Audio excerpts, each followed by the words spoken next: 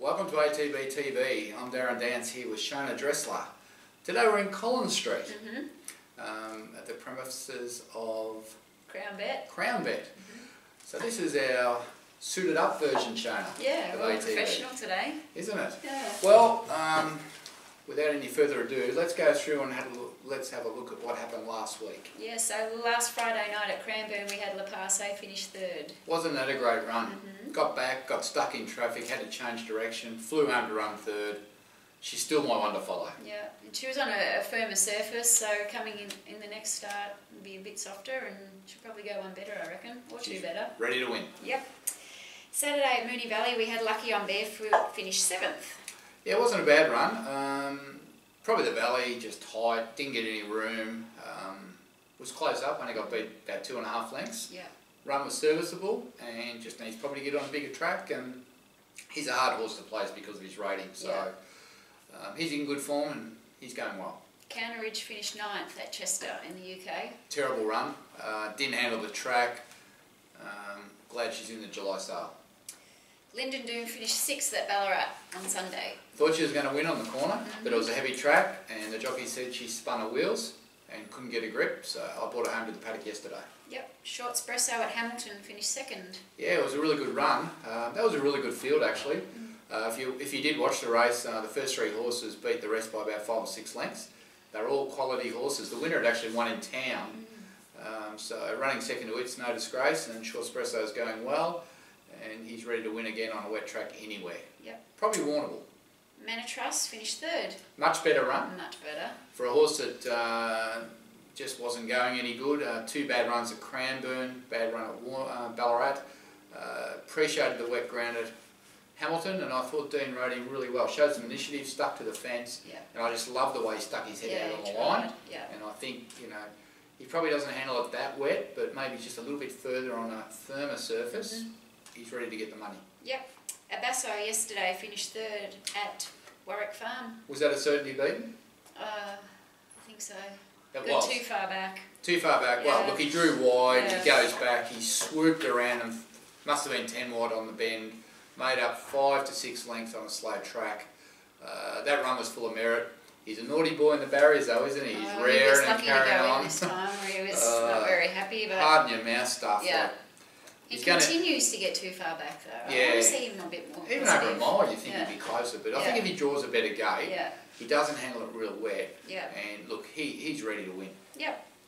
So today we were going to have Diorcivist at Pakenham, but he was scratched. Well, Shona, I was going to send Liz down to Pakenham to watch the Diorcivist, and she couldn't go, and I think she was pretty glad when she saw her get scratched at the gates. Yeah, it's bad luck. Well, it is bad luck, but we're just waiting on a report there, what went wrong there behind the gates. He actually got in the gates and he might have hurt himself. Yeah. We've got Edge of War now for the Swan Hill Carnival on Friday. Is that where we go next? Yeah. Swan Hill. Swan Hill. 3 days.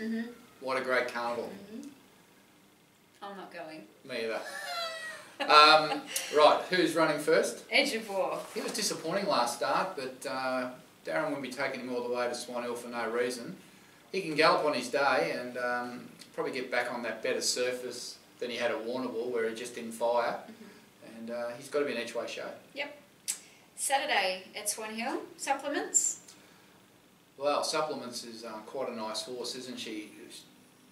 Didn't go too good at Ballarat last start, did she? No, missed a little bit. I think it was the wasn't jockey's ridden, fault. Yeah. Jockey's fault? Wasn't ridden. Don't be kind. Call it how you see it, Shona.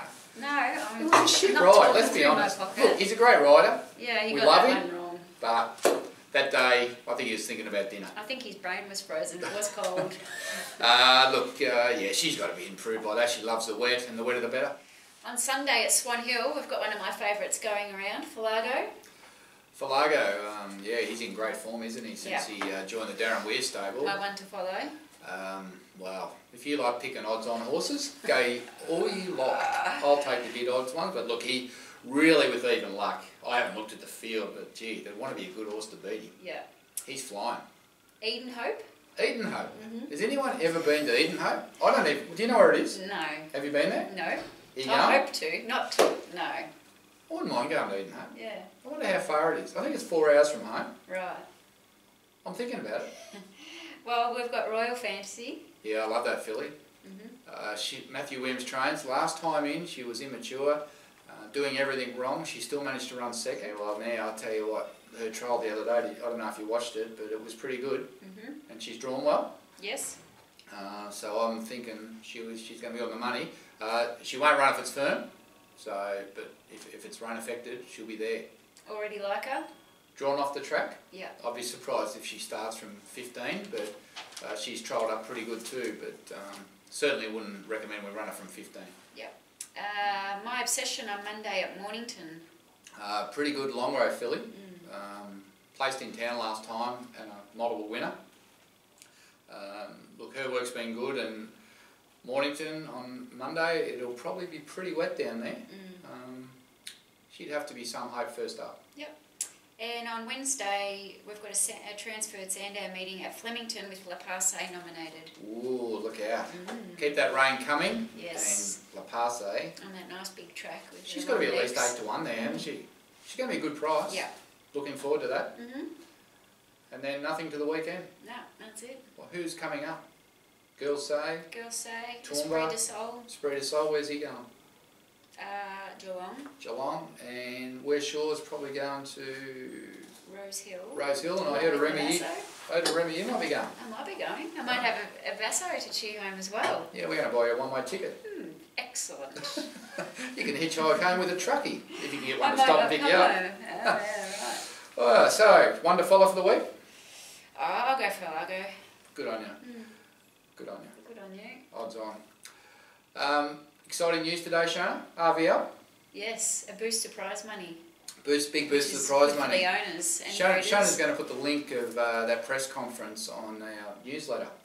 I have put it on the news. I will put it on the newsletter, and I've also put it on the website. There's a news story already up. I'll tell you what, there's some good-looking panel there this morning.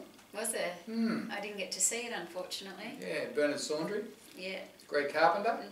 Henry Dwyer. Not doing anything for me yet. And Darren Dance. Exciting. Anyone else? No. No.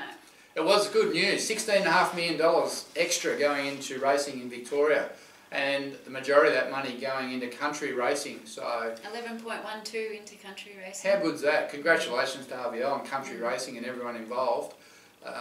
The biggest increase I think was in the maiden purse. Yeah.